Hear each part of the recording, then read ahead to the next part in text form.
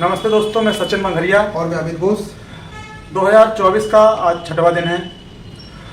जब से नया साल चालू हुआ है सूरज निकलना बंद हो गए हैं, ऐसा लग रहा है। और बारिश की संभावना बहुत तेज भी हो रही है। हाँ, तो भी मौसम बहुत अच्छा है, लोग घूम फिर रहे हैं, खासकर हमारे यहाँ के स्टूडेंट और ज़्यादा घूम रहे हैं। और अभी हमने 2023 में एक वीडियो डाला था कि 2023 में हमने क्या कमियाँ थी वो आपको बताई, जिनको हमें सुधारना था, तो हमने भी आपको बात रखी। अब 2024 जो नया साल है उसमें हमने कुछ ऐसे 10 पॉइंट निकाले, 10 से 12 पॉइंट निकाले हैं जो हमें छोड़ना चाहिए, जो करना चाहिए। तो हो सकता है कि आपके भी काम के हों, हमारे काम के तो हों। हमारा उद्देश्य ये रहता है कि हमें अगर 1% का भी ज्ञान है तो हम सोचते हैं कि उसको वीडियो के माध्यम से शेयर करें जो अन्य लोगों तक पहुँचे। तो शुरुआत करते हैं कि 2024 में हमें क्या छोड़ना है और क्या करना है। तो शुरुआत में अपने पॉइंट से करूँ सर जी। पहला पॉइंट है कि अपने डर को लिखें। क्या है कि हम अपने डर को जब तक लिखेंगे नहीं तो उसको कायम नहीं कर पाएंगे। हर इंसान के अंदर कहीं ना कहीं कोई डर है।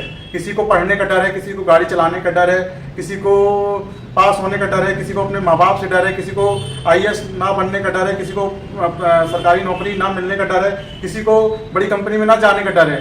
तो अपने डर को लिखें और उस डर पे काम करें। काम का मतलब है कि उसे ये सोच के काम करें कि नहीं मुझे करना ही है, तो वो डर समाप्त हो जाएगा। तो सबसे पहला पॉइंट है जो आपके जीवन में 1, 2, 3 हो सकता है कि 5 भी हो सकता है, ना भी हो, तो अपने डर पे काम करें और डर को लेकर और डर को समाप्त करें, तभी आप 2024 में जो करना चाहते हैं वो कर पाएंगे। तो दूसरा पॉइंट ये है जो आपको टाइम मैनेजमेंट पे काम करना पड़ेगा। 2023 में आपने काफ़ी समय बर्बाद किया हर उन एक्टिविटीज़ पे जिनमें आपको ध्यान नहीं देना चाहिए था। तो 2024 में आप ये प्रण ले लें जो एक्टिविटी मेरे सबसे इंपॉर्टेंट है उसको मैं दिन की शुरुआत के समय करूँगा और जो नॉर्मल एक्टिविटीज़ है उनको मैं शाम को करूँगा।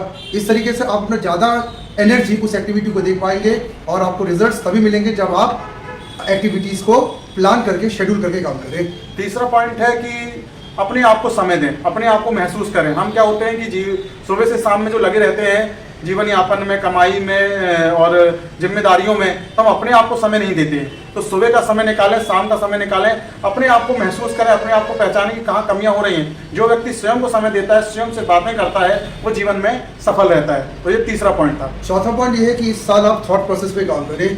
पिछले साल अगर आप कुछ नहीं अचीव कर पाए तो इसका बहुत बड़ा कारण आपने ये देखा होगा कि आपके सोचने का तरीका बहुत गलत था या फिर वैसा नहीं था जैसा होना चाहिए था। तो अपने थॉट प्रोसेस को इतना सुधार लिया कि आने वाले साल में जो 2024 जो चल रहा है उसमें आप सब कुछ गेन कर सकें। पर इसके लिए आपको कुछ अच्छी किताबों के साथ, यूट्यूब वीडियोस के साथ, कुछ अच्छे वर्कशॉप, सेमिनार्स, वेबिनार्स में भी जाए और थॉट प्रोसेस में लगातार काम करें। और मेरा छठवां पॉइंट था कि उत्साह का स्रोत बने। उत्साह का स्रोत बने कि जैसे कि हम अपने लिए ना जिए, दूसरों के लिए जिए। दूसरों के लिए जीने का मतलब है आपसे जो भी छोटी से छोटी मदद हो वो दूसरों की करें। चाहे अब हमारे यहाँ भी जो भी कोर्स कराए जाते हैं, अगर कोई बोलता है कि सर थोड़ा फीस कम कर लीजिए, नहीं दे पाते, तो हम चाहते हैं कि बच्चा किसी भी तरह सीखे तो हम उसकी फीस कम करते हैं। तो किसी भी प्रकार से एक माध्यम बने किसी के ऊर्जा के स्रोत का। जब आप दूसरों की ऊर्जा के स्रोत बनेंगे तो आपके अंदर भी अपार ऊर्जा आएगी। नेक्स्ट पॉइंट है जो छठवां पॉइंट है मेरा, वो है आपका कॉन्फिडेंस लेवल पे आपको काम करना है। इस साल आपको ध्यान रखना कि कोई भी काम अगर आपको करना है तो सबसे पहले इतनी ऊर्जा अपने अंदर आप भर ले कि आप उस काम को पूरा करके दम ले। क्योंकि कोई भी काम को करने के लिए जरूरी होता है कि आपका पहले कॉन्फिडेंस लेवल बहुत हाई होना। तो अगर आप बात में कॉन्फिडेंस लेवल जो है कम होता है, डिप्रेशन होता है, घबराहट अगर आपके अंदर हो रही है, तो इस चीज़ को पहले सॉर्ट आउट करें। इसके बिना रिजल्ट इस साल भी संभव आप नहीं कर पाएंगे। मेरा 2 पॉइंट मिला के है। पहला एक 8वां पॉइंट है, इसमें 2 पॉइंट है। पहले अपनी एक अलग पहचान बनाएं। अपनी एक अलग पहचान बनाने का मतलब यह है कि खुद स्वयं एक कुछ ऐसा करें जिससे एक आपकी पहचान हो। दूसरा है हर परिस्थितियों से मुकाबला करने का एक दृढ़ संकल्प लें, क्योंकि अगर आप जीवित हैं तो परिस्थितियां आपके जीवन में लगातार आती रहेंगी। कहते हैं कि अगर आप जिंदा हैं तो आपको मतलब कुछ ना कुछ आपको जीवन में संघर्ष आता ही रहेगा। क्यों सर? मतलब कहा जाए कि संघर्ष उन्हीं के जीवन में है जो सुबह से घर से निकलते हैं। तो घर से निकले नहीं वो संघर्ष क्या करेंगे?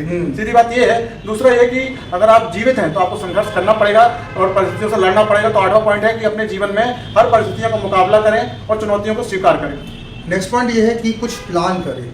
बिना प्लान करे आपने 2023 में बहुत सारी चीज़ों को किया, आपको सफलता नहीं मिली, आपने समय गंवाया, पैसे गंवाए और सबसे बड़ी चीज़ से एक ऐसा आपने रिसोर्सेज भी कई गंवा दिए जिसको वापस आप कभी ला नहीं पाए।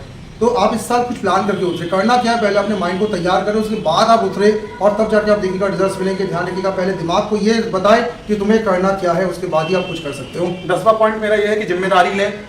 छोटे छोटे से कामों की जिम्मेदारी लें। जब आप छोटे छोटे कामों की जिम्मेदारी लेते हैं तो बड़े काम आपके आसान हो जाते हैं। हम जिम्मेदारी लेने से भागते हैं।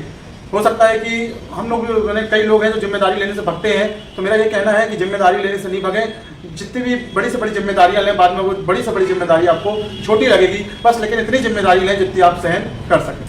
तो लास्ट पॉइंट अपना है वो है आपको इस साल मिलनसार बनना है, अपने नेचर को सुधारना है, सबसे हंस खुश के मिलना है और अपने ईगो को थोड़ा कंट्रोल करना है। ज़्यादातर लोगों के अंदर देखा गया कि थोड़ी सी सफलता मिलती है या थोड़ा सा अगर लाइफ में कुछ बड़ा बदलाव मिलता है तो बहुत ईगोइस्टिक हो जाते हैं या फिर इतने डिप्रेशन में आ जाते हैं अगर थोड़ा सा वर्कलोड ज़्यादा होता है कि फिर आगे वो सबसे बहुत मिसबिहेव करते हैं। तो इस साल आप प्रण लेके आप हंसी खुशी से रहेंगे खुद भी और बाकी सोसाइटी को भी हंसी खुशी से रहेंगे। ये मान के चले कि आपकी खुशी जो है वो आपकी फैमिली और सोसाइटी के लिए एक बहुत बड़े वरदान के रूप में इस साल मिले और डिप्रेशन और ईगो से जरूर बचे। अंतिम पॉइंट 2 पॉइंट में मिलाकर है। पहला है अपना नव निर्माण करें। नव निर्माण का मतलब है कि परिवर्तन को स्वीकार करें। जो लोग मोबाइल नहीं चला रहे हैं, टच, आज के समय भी कई लोग टच मोबाइल नहीं चला रहे हैं, बहुत आधुनिक युग है उसके बाद भी, तो अपने नए परिवर्तन को स्वीकार करें। जो भी नया है उसे स्वीकार करें, उससे भागे नहीं। तीसरा है अनुभवों से सीखें। आपकी लाइफ में हर दिन अनुभव से सीखा जाता है और मेरा ये कहना है कि आप कहीं भी जो अनुभव लेते हैं वो कहीं ना कहीं आपके काम आता है। तो इन्हीं 12 पॉइंटों से हम काम आता है।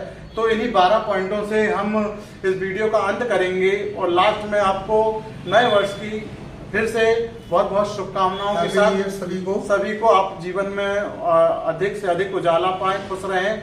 और अंत में यही कहेंगे कि विस्तार मंच, विस्तार इंस्टीट्यूट, विस्तार फाउंडेशन, विस्तार न्यूज़पेपर आपके लिए हमेशा खुला है। आप क्या करना चाहते हैं, मार्गदर्शन लेना चाहते हैं, क्या सीखना चाहते हैं, तो हमारे विजयनगर पता पर संपर्क कर सकते हैं।